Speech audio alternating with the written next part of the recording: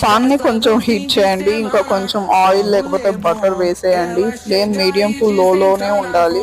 ఇప్పుడు ఒక egg break చేసి డైరెక్ట్ పాన్లో వేసేయండి, వెరీ స్లోలీ అండ్ కేర్ఫుల్లీ. కొంచెం ఉప్పు, ఇంకా మీకు ఇష్టం ఉంటే కొంచెం black pepper or chilli powder కూడా వేసేయండి. ఇప్పుడు ఎగ్ని డిస్టర్బ్ చేయకండి, జస్ట్ వెయిట్ చేయండి. వైట్ సెట్ అయ్యేలా, యోక్ సాఫ్ట్గా ఉండేలా చూడండి. అది ఎగ్ పోచ్లో హైలైట్. 2 to 3 minutes ఈ బ్రేక్ఫాస్ట్ అనేది రెడీ అయిపోతుంది.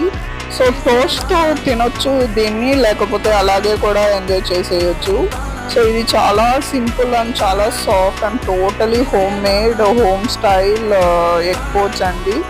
So no fancy steps, no covers, easy egg poach, చాలా చాలా టేస్టీ అండ్ ఒకే ఒక పాన్లో ఒక్క ఎగ్ అండ్ పర్ఫెక్ట్